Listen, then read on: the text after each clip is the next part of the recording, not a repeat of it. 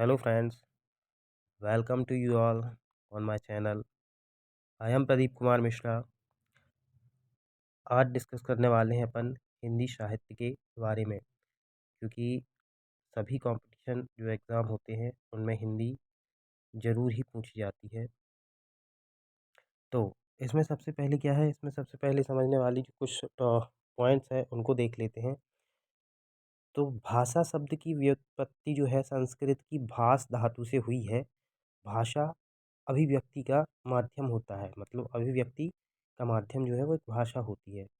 ध्वनि, शब्द, वाक्य और अर्थ, ये चारों भाषा के अवयव होते हैं। कौन कौन से? ध्वनि, शब्द, वाक्य और अर्थ।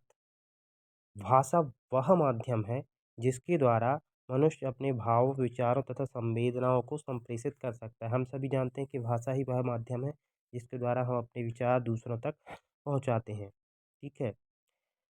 तो भाषा वह माध्यम है जिसके द्वारा मनुष्य अपने भावों, विचारों तथा संवेदनाओं को संप्रेषित कर सकता है। ध्वनि भाषा की सबसे छोटी इकाई होती है, जिसे वर्ण भी कहा जाता है।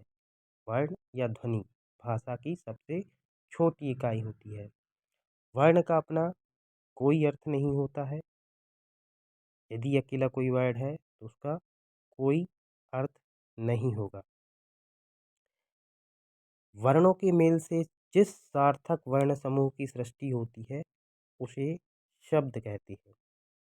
तो इसको ध्यान से समझना कि ध्वनि या वर्ण जो सबसे छोटी इकाई होते हैं उनका अपना कोई अर्थ नहीं होता है, परंतु जब वर्ण आपस में मिलकर किसी वर्ण समूह की रचना करते हैं तब उसे शब्द कहते हैं।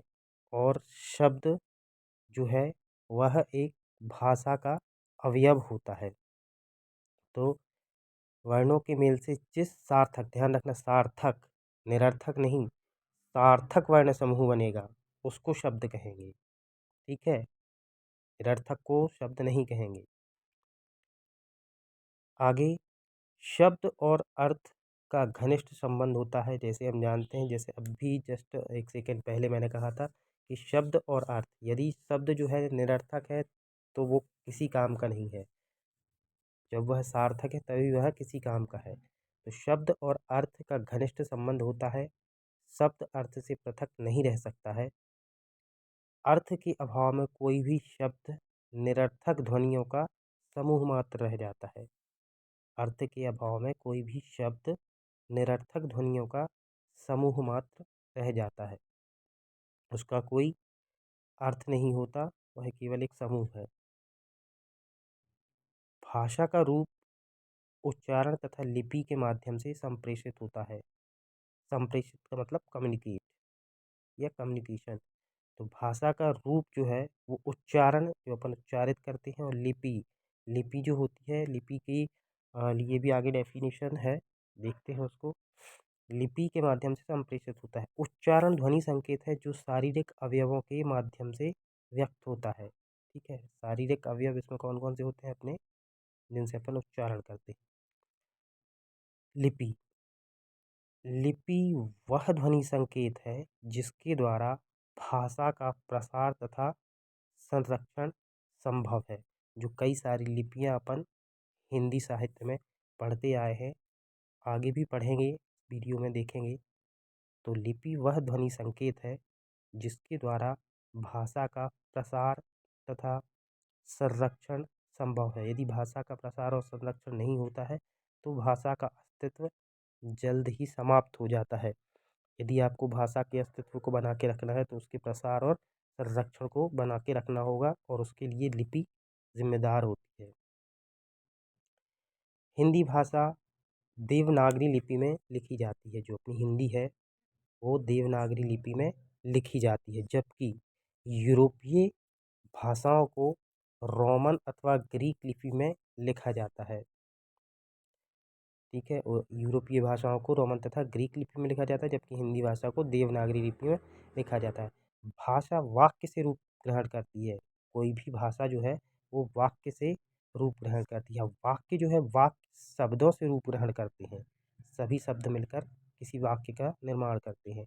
वाक्य जो है वो शब्द, ध्वनि तथा अर्थ द्वारा भाषा के भाषिक स्वरूप को सामने लाने का कार्य करता है। ये आपके वाक्य का कार्य होता है। वाक्य का कार्य क्या होता है? वाक्य का कार्य होता है शब्द, ध्वनि तथा अर्थ द्वारा भाषा को भाषिक रूप में व्यक्त करना होता है। भाषा के भारत में 3 रूप विद्यमान होते हैं। भारत में भाषा के 3 रूप विद्यमान है। पहला है क्षेत्रीय बोलियाँ। क्षेत्रीय बोलियाँ क्या कहलाती हैं? क्षेत्रीय बोलियाँ कहलाती हैं भाषा के जिस रूप का प्रयोग भारतीय जनता या सामान्य जनता, यहाँ सामान्य जनता अपने समूह या घरों में करती है। भाषा के जिस रूप का प्रयोग सामान्य जनता अपने समूह या घरों में करती है उसे बोली कहते हैं। भारत में 436 से अधिक बोलियाँ बोली जाती हैं। परिनिष्ठित भाषा क्या होती है? दूसरा है ये, जब कोई बोली या भाषा व्याकरणिक ढांचे में ढलकर एक व्यवस्थित रूप ग्रहण कर लेती है तो उसे परिनिष्ठित भाषा का दर्जा मिल जाता है। तो परिनिष्ठित भाषा क्या कहलाई? परिनिष्ठित भाषा जब व्याकरणिक ढांचे में उसको ढाल दिया जाता है। राष्ट्रभाषा किसी भी देश की परिनिष्ठित भाषा जब व्यापक रूप से बहुसंख्यक जनता की सांस्कृतिक एवं राजनीतिक व्यवहार की भाषा रूप में सामने आती है तो उसे राष्ट्रभाषा कहते हैं। राष्ट्रभाषा देश की जनता की जागृति से जुड़कर व्यापकता ग्रहण करती है। भारत की जो राष्ट्रभाषा है वो हिंदी है। अब हिंदी का विकास देखते हैं। हिंदी का विकास जो है, हिंदी का विकास जो है संस्कृत और प्राकृतिक भाषा से निष्पन्न माना जाता है। उनसे निष्पन्न मतलब वहाँ से निकला माना जाता है।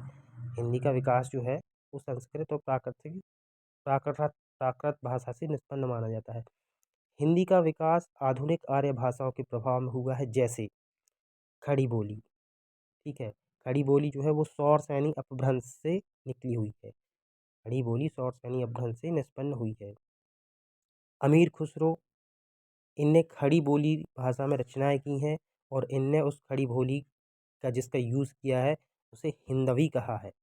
और यही हिंदवी जब कबीरदास, सूर मतलब सूरदास तथा तुलसीदास की वाणी में शामिल की गई है तो उनने इसको हिंदी बोल दिया है। ठीक है, तो हिंदी का विकास आधुनिक आर्य भाषाओं के प्रभाव में हुआ है। खड़ी बोली सौर सैनी अपभ्रंश से निष्पन्न हुई है। अमीर खुसरो ने खड़ी बोली में जो रचनाएँ की हैं तो उनने अपनी उस खड़ी बोली में लिखी गई भाषा को हिंदवी नाम दे दिया है, हिंदवी। और यही हिंदवी जब कबीर, सूर तथा तुलसी की वाणी से मिली है तो यह हिंदी हो गई है। तो यह जो है यह हिंदी का विकास है। हिंदी का विकास संस्कृत और प्राकृतिक से निष्पन्न माना गया है। ठीक है, और जो आधुनिक आर्य भाषाएँ हुई हैं उनके प्रभाव में इसका विकास होता चला आया है। ठीक है, अभी इसके और आगे टाइप देखेंगे कि अपन किन भाषाओं को क्षेत्रीय भाषाएँ आदि ऐसी बोली गई।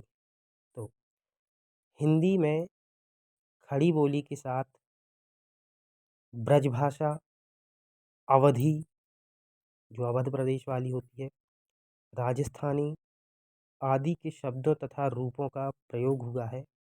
इसके साथ हिंदी में खड़ी बोली के साथ इनका ब्रजभाषा, अवधी, राजस्थानी आदि के शब्दों तथा रूपों का प्रयोग हुआ है, जिसने क्रमशः हिंदी को विकसित किया है। ऐतिहासिक तथा भौगोलिक दृष्टि से हिंदी की 5 उपभाषाएँ हैं। वो 5 उपभाषाएँ कौन-सी हैं? राजस्थानी हिंदी, पश्चिमी हिंदी, पूर्वी हिंदी, बिहारी हिंदी तथा पहाड़ी हिंदी। तो इनका जो विस्तार है उसके लिए आगे एक टेबल से समझ में आएगा। ठीक है, अभी इसके जो 5 उपभाषाएँ हैं ये अलग-अलग क्षेत्रों के आधार पर इनको क्लासिफ़ाई किया गया है। राजस्थान में जो हिंदी बोली गई उसको राजस्थानी हिंदी बोला गया। पश्चिमी भारत में जो बोली गई उसे पश्चिमी हिंदी, जो पूर्वी भारत में बोली गई उसे पूर्वी हिंदी, बिहार तरफ जिसको बोला गया उसे बिहारी हिंदी तथा पहाड़ी हिस्सों में, पहाड़ी इलाकों में जिसको बोला गया उसको पहाड़ी हिंदी में बोला गया। अब वो किन क्षेत्रों में बोली जाती है उसको इधर देखिए। हिंदी की उपभाषाएँ ये जो 5 अपन पढ़े हैं राजस्थानी, पश्चिमी, पूर्वी, बिहारी और पहाड़ी हिंदी। ठीक है, अब राजस्थानी ये हिंदी है जो राजस्थानी हिंदी, इसकी बोलियाँ कौन-कौन सी हैं? राजस्थानी, मारवाड़ी, हिंदी। और बोले जाने वाले क्षेत्र कौन से हैं? राजस्थान, सिंध, मालवा। पश्चिमी हिंदी, ब्रजभाषा, खड़ी बोली, हरियाणवी, गौरवी, बुंदेली, कन्नौजी। इसको कहाँ बोला जाता है? हरियाणा, उत्तरी मध्य प्रदेश, उत्तरी मध्य प्रदेश, पश्चिमी उत्तर प्रदेश और दिल्ली। पूर्वी हिंदी, इसमें कौन कौन सी बोलियाँ आ जाती हैं? अवधी, बघेली, छत्तीसगढ़ी। इसको किस हिस्से में बोला जाता है? मध्य पूर्व उत्तर प्रदेश, पूर्वी मध्य प्रदेश, छत्तीसगढ़। बिहारी हिंदी को कहाँ बोलियाँ इनकी कौन कौन सी हैं बिहारी हिंदी की? भोजपुरी, मगही, मैथिली। इसको बोला जाता है बिहार और झारखंड में। पहाड़ी हिंदी में कौन कौन सी बोलियाँ आती हैं? इसमें दो बोलियाँ आती हैं, गढ़वाली और कुमाऊनी। तो ये किस हिस्से में बोली जाती हैं? ये बोली जाती हैं उत्तराखंड और हिमाचल प्रदेश में। ठीक है। इनके अलावा भी और क्षेत्र, इनके आसपास के आपसे क्वेश्चन में पूछे जा सकते हैं, मगर जो बोलियां हैं, जैसे राजस्थानी है, राजस्थानी हिंदी की कौन कौन सी बोलियां हैं? तो ये तीनों ही रहेंगी। इनमें आपको कन्फ्यूज़ होने की ज़रूरत नहीं है। बिहारी हिंदी में भोजपुरी, मगही, मैथिली ही रहेगी। पहाड़ी हिंदी में गढ़वाली, कुमाऊनी ही रहेगी। जहाँ भी क्वेश्चन पहाड़ी इलाके से आता है कि पहाड़ी इलाके का कोई क्षेत्र है, उसमें कौन सी हिंदी की जो भाषा या कौन सी बोली बोली जाती है, तो आप इसको इस तरीके से, इस ट्रिक से याद रख सकते हैं। ये जो राइट कॉलम है, सबसे राइट हैंड साइड वाला कॉलम है, इसमें आपको केवल क्षेत्र, आपको बीच वाली बोलियां जो है उनके नाम से याद रखना है। ठीक है। जैसे हरियाणवी है, जो पश्चिमी हिंदी है, वो हरियाणा तरफ बोलिए। अब हरियाणा के आसपास जो भी क्षेत्र रहेगा उसको आपको मैप जो है, मैप से आपको याद रखना पड़ेगा कि हरियाणा कहाँ है और उसके हरियाणा के आसपास कौन कौन से क्षेत्र हैं जो आपके क्वेश्चन में आ सकते हैं, क्योंकि क्षेत्र बस पूछे जाते हैं और बोल दिया जाता है कि इस क्षेत्र में कौन सी भाषा बोली जाएगी। तो इसको आपको रट के चलना है। हिंदी की पांचों उपभाषाएं, उनके अंतर्गत बोली जाने वाली बोलियां और किन क्षेत्रों में वो बोली जाती हैं, तो ये आपको अच्छे से कंठस्थ होना चाहिए। क्वेश्चन देख लेते हैं। क्वेश्चन है, शब्द किसे कहते हैं? तो शब्द क्या है? एक या एक से अधिक सार्थक वर्ण समूह को शब्द कहते हैं, या एक या एक से अधिक वर्णों के मेल को शब्द कहते हैं। ध्वनि की छोटी इकाई, भाषा की सबसे छोटी इकाई। तो आपको पता है, अभी अपन ऊपर देख के आए हैं कि एक या एक से अधिक सार्थक वर्ण समूह को शब्द कहा जाता है। महाराष्ट्र में किस भाषा का प्रयोग अधिक होता है? सभी को पता है, महाराष्ट्र में मराठी भाषा का प्रयोग अधिक होता है। हिंदी भारत के कितने राज्यों की राजकीय भाषा है? तो हिंदी जो है भारत के 10 राज्यों की राजकीय भाषा है। संविधान के किस अनुच्छेद में हिंदी को राजभाषा माना गया? ये इंपॉर्टेंट क्वेश्चन है, ये पूछा जाता है अधिकांश। संविधान के अनुच्छेद 343, 343, आर्टिकल 343 में इसको, मतलब हिंदी को राजभाषा माना गया है। नेक्स्ट क्वेश्चन देखते हैं। किसने कहा था कि शब्द की ज्योति ना जली तो विश्व अंधकारमय होता है? तो इसको किसने कहा था? महर्षि दंडी ने कहा था। ठीक है। ऑप्शन आपके सामने है, महर्षि दंडी, आचार्य शुक्ल, भरत मुनि, आचार्य द्विवेदी। तो जो आंसर है, राइट आंसर है महर्षि दंडी। नेक्स्ट क्वेश्चन है, पाणिनि की रचना का नाम क्या है? पाणिनि की रचना का नाम है अष्टाध्यायी। ठीक है। वेदांग ज्योतिष, अर्थशास्त्र, नाट्यशास्त्र, ये इसके साथ में ऑप्शन दिए हुए हैं। जो आंसर सही है वो है अष्टाध्यायी। नेक्स्ट क्वेश्चन है, व्याकरण से किसके अस्तित्व की जानकारी मिलती है? तो व्याकरण से किसके अस्तित्व की जानकारी मिलती है? ध्वनि, शब्द, वाक्य या लिपि? तो व्याकरण के अस्तित्व से लिपि की जानकारी नहीं मिलती, सॉरी नहीं मिलती है, इसमें लिपि की जानकारी नहीं मिलती है। हिंदी भाषा की लिपि है देवनागरी। अभी ऊपर अपन बढ़ के आए हैं कि हिंदी भाषा की जो लिपि है वो देवनागरी लिपि है। नेक्स्ट क्वेश्चन देखते हैं। हिंदी को मानक रूप प्रदान करने का सर्वप्रथम प्रयास किसने किया था? हिंदी को मानक स्वरूप प्रदान करने का सर्वप्रथम प्रयास किसने किया था? किशोरीदास वाजपेयी, किशोरीलाल गोस्वामी, श्याम सुंदर दास या डॉक्टर नरेंद्र? इसका सही आंसर है किशोरीदास वाजपेयी। नेक्स्ट क्वेश्चन है, स्वामी दयानंद सरस्वती ने किसकी रचना हिंदी भाषा में की थी? सत्यार्थ प्रकाश। ये कॉमन क्वेश्चन है, सभी को पता रहता है। नेक्स्ट क्वेश्चन है, कन्नौजी हिंदी की किस उपभाषा की बोली है? अब ये कन्नौजी किस तरफ बोली जाती है? मैंने अभी बोला था कि आपको याद रखना है, ये हरियाणा के आसपास वाला क्षेत्र है, तो ये पश्चिमी हिंदी है। ठीक है। पूर्वी हिंदी, पश्चिमी हिंदी, राजस्थानी हिंदी या पहाड़ी हिंदी? तो इसका आंसर होगा पश्चिमी हिंदी। निम्न में से कौन सी बिहारी हिंदी की बोली है? तो भोजपुरी, मगही ये आपकी बिहारी हिंदी की बोलियाँ हैं, तो इसका राइट आंसर होगा मगही। भाषा का आरंभ होता है, नेक्स्ट क्वेश्चन है, भाषा का आरंभ होता है, तो भाषा का आरंभ होता है ध्वनि से। ठीक है, राइट आंसर ध्वनि से। नेक्स्ट क्वेश्चन है, भाषा के प्रमुख अवयव हैं, तो भाषा के प्रमुख अवयव अभी अपन लोग ऊपर वाले स्लाइड में पढ़ा था, वर्ण, शब्द, पद, वाक्य, ये भाषा के प्रमुख अवयव है। ठीक है, दूसरा ऑप्शन जो है वर्ण, शब्द, अनुच्छेद, वाक्य। तीसरा ऑप्शन है शब्द, वाक्य, वर्ण, विचार। चौथा वर्ण, शब्द, वाक्य, भाषण। ठीक है, तो इसमें अपन जैसे ये पद है इसको अपन ने नहीं पढ़ा था, मगर बाकी सबसे यदि आप कंपेयर करेंगे तो तीसरे ऑप्शन में विचार ये भाषा का अवयव नहीं होगा, अनुच्छेद दूसरे ऑप्शन में नहीं होगा, तीसरे में भाषण नहीं होगा, तो इसका करेक्ट जो आंसर होगा पहला ऑप्शन होगा। दूसरा क्वेश्चन है, भाषा का निर्माण होता है व्यक्त ध्वनियों से, मूक संकेतों या अमूर्त ध्वनियों से नहीं होता है, आंखों से नहीं होता है, भाषा का निर्माण व्यक्त ध्वनियों से होता है। नेक्स्ट क्वेश्चन है, भाषा की सार्थक लघुत्तम इकाई है ध्वनि है। ठीक है, नेक्स्ट क्वेश्चन देखते हैं, निम्नलिखित में से कौन एक भाषा है? मेवाती, पाली, मारवाड़ी या बुंदेली? तो इनमें से भाषा है पाली। नेक्स्ट क्वेश्चन है, निम्नलिखित में से किसने मैथिली में भी रचनाएं की हैं? तो मैथिली में रचनाएं जिन्होंने की हैं वो है विद्यापति।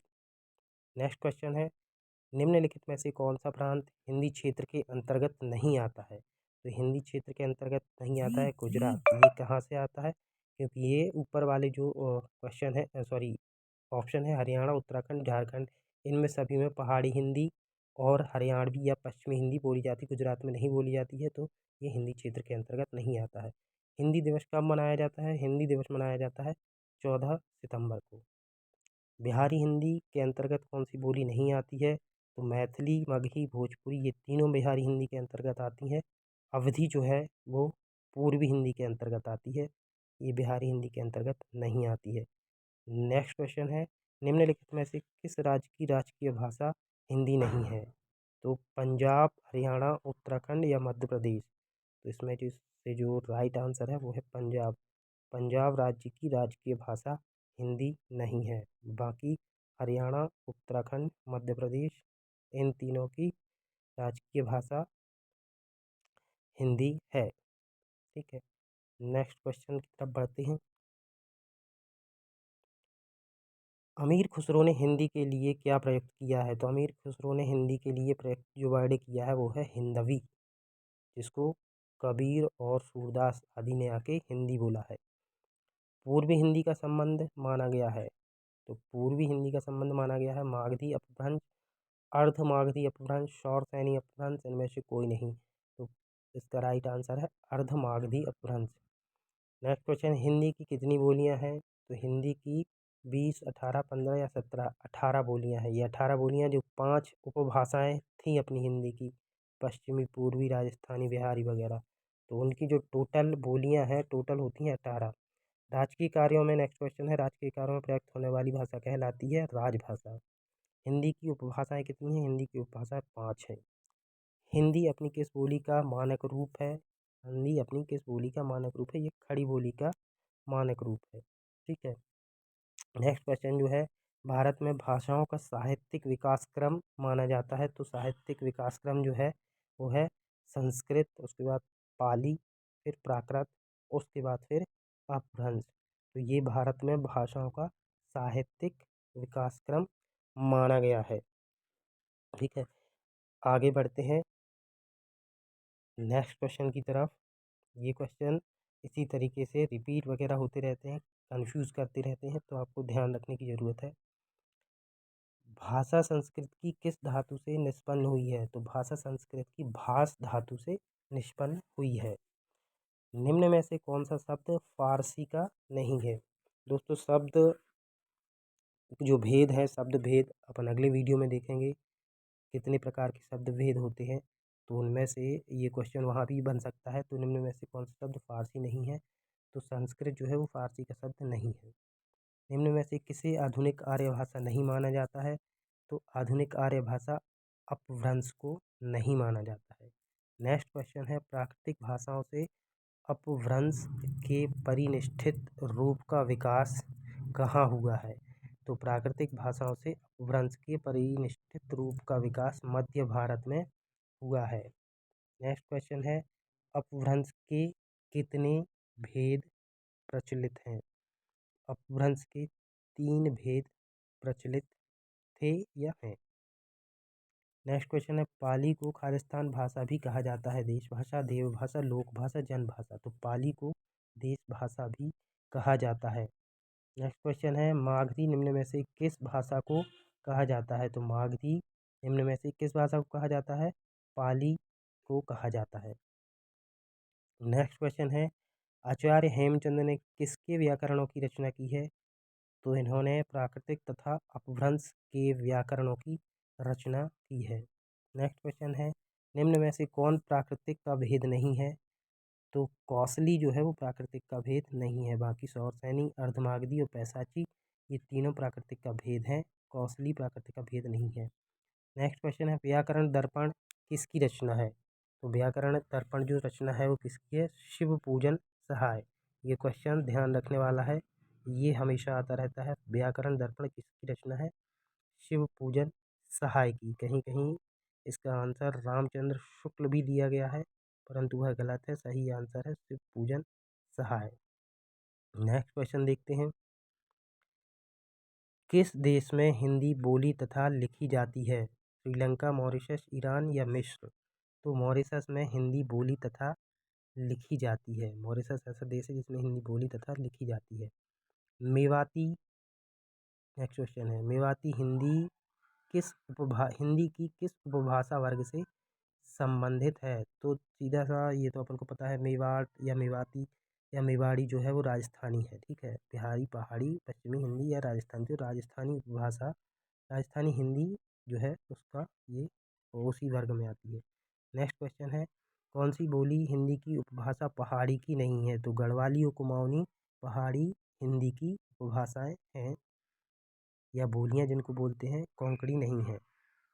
नेक्स्ट क्वेश्चन है, निम्न में से कौन सत्य है? हिंदी भारत की राष्ट्रभाषा तथा राजभाषा दोनों है। तमिलनाडु की राजकीय भाषा हिंदी है। इंडोनेशिया की आबादी हिंदी बोलती है। अवधि बिहार के दक्षिणी जिलों में बोली जाती है। तो इसका राइट जो आंसर है वो है हिंदी भारत की राष्ट्रभाषा तथा उपभाषा है।